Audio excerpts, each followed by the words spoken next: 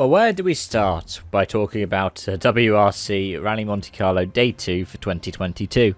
Let's start off by talking about WRC 2, because I wasn't able to do that yesterday, and there's a lot to talk about, isn't there? Andreas Mikkelsen leads Eric Kai by 22.4 seconds, with Johan Rossel having dropped down to 4th after contending early on and receiving a penalty, though that has later been removed. Lefebvre being out with a spectacular tyre failure, wheel failure even. Gregor Munster is in 3rd place. Nikolai Greisen's in 5th. And then the top 10 is rounded out by Johnston, Ingram, Miele, Burry and Freddie Loix. That's a really cool list to have.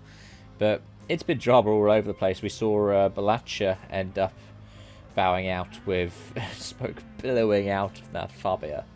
Weird to see a Fabia have an issue like that, but it's rally.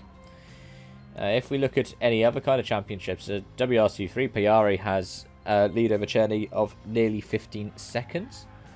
And if we look at the main class, well, what do we start off talking about? Because there are some drivers who have had really unfortunate days. Oyt Tanak is now out of the rally, the 3rd Monty in a row where he's out. A gamble on a snow-covered stage to be on soft, non-snowy or studded tyres saw him collide with a wall, puncture a tyre, which ended his rally because it put him in the same situation as he was last year where he had no spares. But it also destroyed a lot of the systems like cooling, for example, in the car. So that's him out again. There was also drama for young Oliver Solberg, who ended up going off the road quite early in the day, losing over half an hour waiting for the car to be dug out, well, pulled out. Taki Katsuta lost 10 minutes when he slid off into a ditch on the outside of a corner, but luckily it was on the inside of a kind of hill, so he was able to be pulled out quite easily. And Elfyn Evans lost over 20 minutes when he slid wide in a 90 right. The Yaris causing a red flag in the stage because it was perilously above a drop. A drop that the cars would later be going back around in front of. So you can see a shot from Ogier's onboard where Evans is sat atop a hill. It's like, well, that Yaris isn't where it's meant to be. But up at the front, it's where a Yaris is meant to be. Seb Ogier leaded by 21.1 seconds over Mr. Loeb, with Breen in the 3rd, a minute 26 back after Evans' misfortunes. Robin Perez is in 4th with a fantastic recovery drive and stage wins to find himself only 2 minute 3 off the pace. Remember, a stage win also went the way of Elfyn Evans today. And Neuville in 5th. No, hang on. Not Neuville in 5th. That's in terms of the manufacturer classification. Greensmith's in 5th. 6:33 down, but then he had some horrible engine misfire issues in the early part of the day. Neuville's in 6th.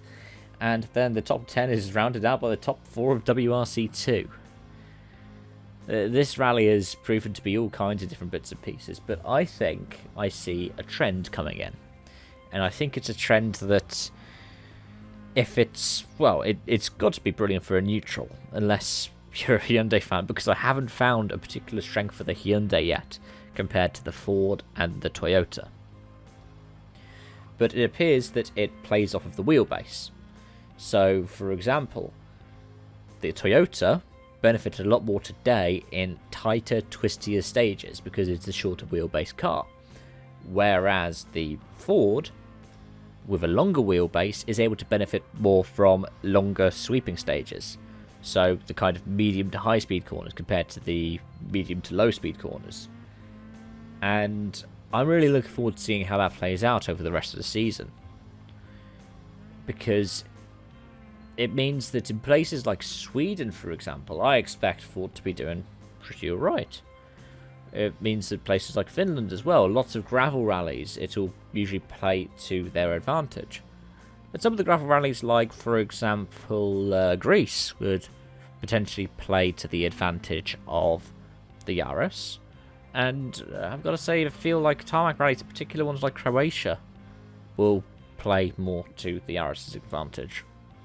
Anyways, those are my thoughts. Let me know yours in the comment section down below, and let me know what you're thinking about this format, because I'm quite enjoying being able to talk about the WRC all the more. Thank you so much for watching. I hope to see you around. Bye for now.